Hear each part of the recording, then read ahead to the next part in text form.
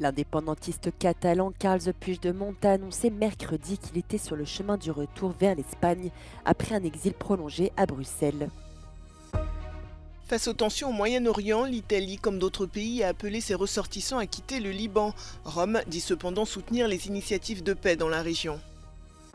Le ministère russe de la Défense affirme que l'armée ukrainienne a lancé un assaut sur la région russe de Koursk mardi, une incursion que Vladimir Poutine a qualifiée de provocation à grande échelle.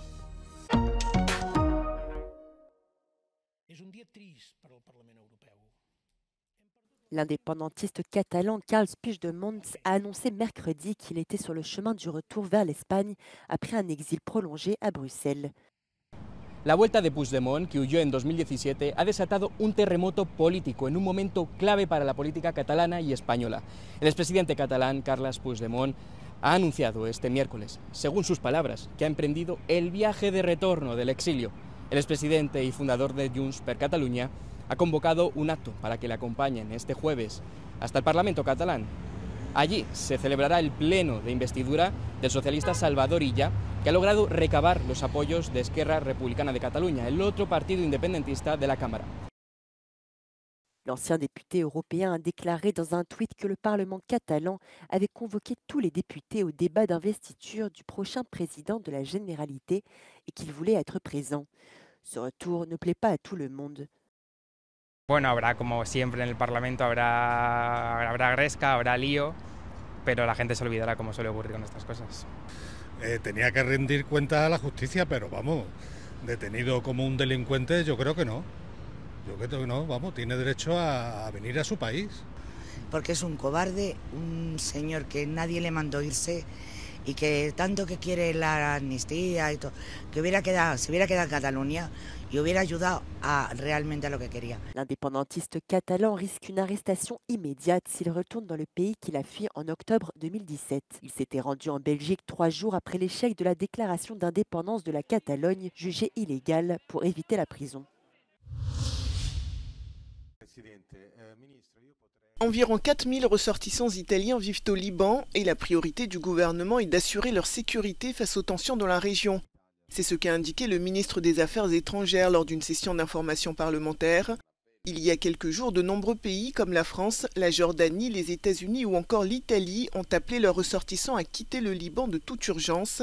Ils craignent une escalade militaire entre l'Iran et le Hezbollah d'une part et Israël de l'autre. Rome dit surveiller la situation de près et affiche comme priorité le retour à la paix dans la région. C'est ce qu'explique un membre de Frères d'Italie, le parti de Giorgia Meloni.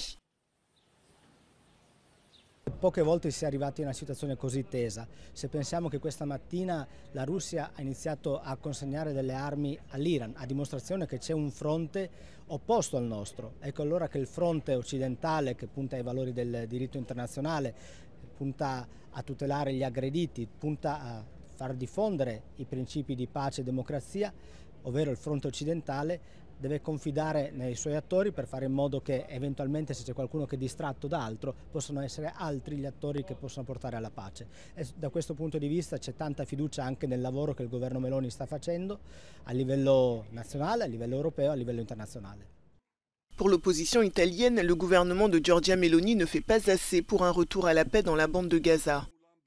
E sappiate che riteniamo questo governo italiano codardo, perché per 3 volte aveva la possibilità di pronunciarsi per il riconoscimento dello Stato palestinese e per interrompere il cessate il fuoco di questa azione militare, non l'ha fatto in sede di Assemblea delle Nazioni Unite. Il governo italiano, il governo degli Stati Uniti e tutti quelli sono complici che sin qui hanno dimostrato codardia.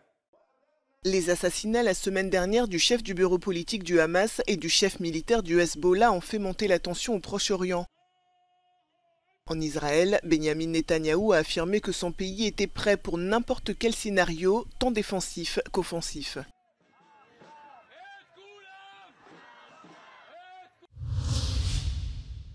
Les habitants de Tel Aviv retiennent leur souffle face au risque d'une plausible riposte iranienne après l'assassinat d'Ismaël Haniyeh. Les maisons récentes doivent être équipées de pièces anti-roquettes.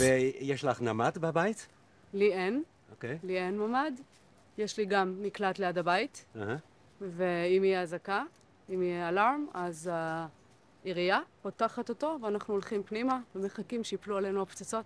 אנחנו משתדלים שלא יהיה קודם כל. אבל אם יש, אז בורחים למקלט, יש פה מקלט קרוב, כולם בורחים.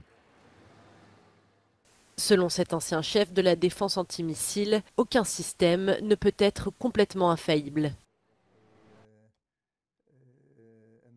Of course, there is never any weapon system that is 100% successful. Having more than one layer means that you can have more opportunities of intercept.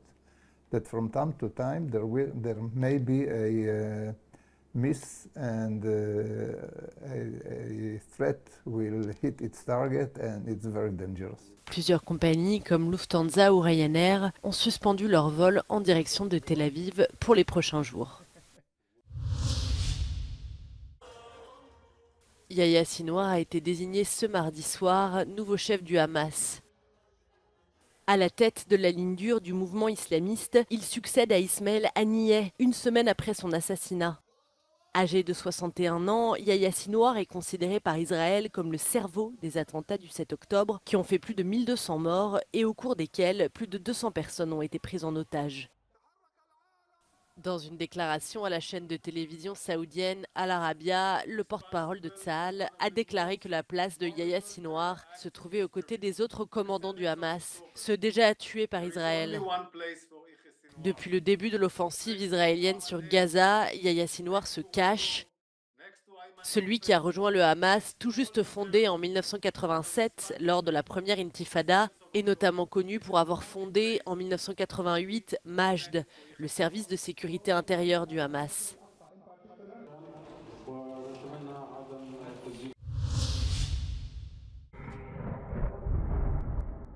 Le ministère russe de la Défense affirme que l'armée ukrainienne a réalisé une incursion sur le territoire de la région russe de Koursk mardi. Koursk se situe à la frontière de la région ukrainienne de Soumy, qui subit des attaques russes quotidiennes depuis avril 2022. Des chaînes Telegram russes pro-guerre affirment que l'offensive ukrainienne dans cette région s'étend sur une zone de 15 km sur 11 km et qu'elle a permis de capturer 11 localités. Ces informations n'ont pas encore été confirmées. Le président russe Vladimir Poutine a qualifié l'incursion dans la région de Koursk de provocation à grande échelle de la part de l'Ukraine.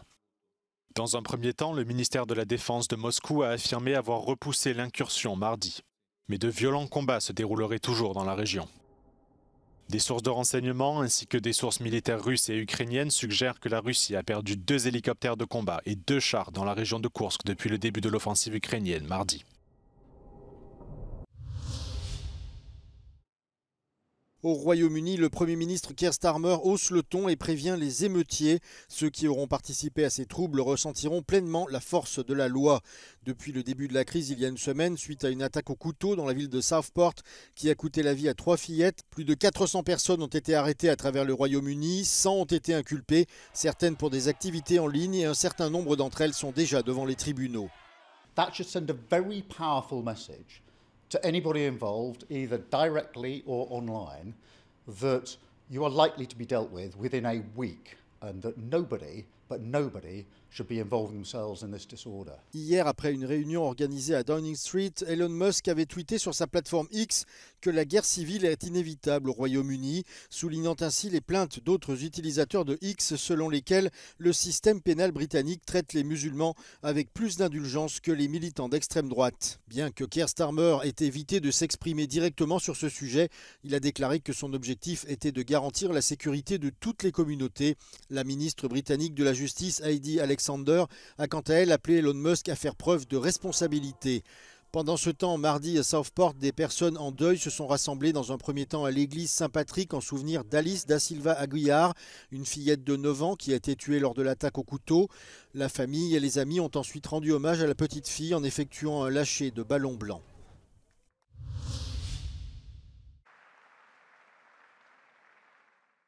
Deux militants de l'Organisation de défense des droits des animaux PETA ont interrompu l'audience papale, une assemblée hebdomadaire tenue par le pape François. Les deux activistes portaient des t-shirts sur lesquels était écrit « Arrêtez de bénir les corridas » et tenaient des banderoles affirmant que la corrida était un péché. PETA a exhorté le souverain pontife à couper les liens de l'Église catholique avec la tauromachie à l'espagnol et à condamner ce sport. Le pape n'a pas fait de commentaires et l'audience s'est poursuivie comme d'habitude après que les perturbateurs aient été escortés silencieusement hors de la salle Paul VI au Vatican. Dans son discours au public, le pape François a appelé à la paix au Moyen-Orient et demandé un cessez-le-feu immédiat dans la bande de Gaza. Ribadisco il mio appello a tutte le parti coinvolte affinché il conflitto non si allarghi e si cessi immediatamente il fuoco su tutti i fronti a partire da Gaza, dove la situazione umanitaria è gravissima e insostenibile. Le souverain pontife a également prié pour la paix dans d'autres pays touchés par la guerre, comme l'Ukraine, la Birmanie ou le Soudan.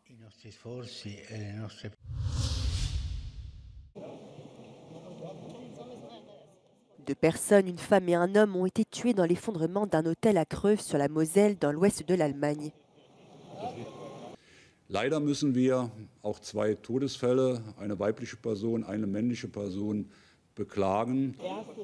14 personnes se trouvaient dans l'hôtel à Creuve lorsque l'un des étages du bâtiment s'est effondré vers 23 h mardi.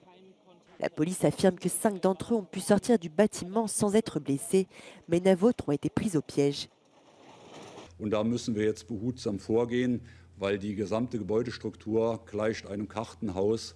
Wenn man dort an der falschen Karte zieht, stürzt dieses Gebäude mit Sicherheit ein. Les services d'urgence ont pu extraire des décombres 4 personnes, dont un enfant de 2 ans et sa mère. Les autorités ont également évacué 31 personnes de la zone immédiate autour du bâtiment endommagé. La cause de l'effondrement n'a pour l'heure pas été expliquée.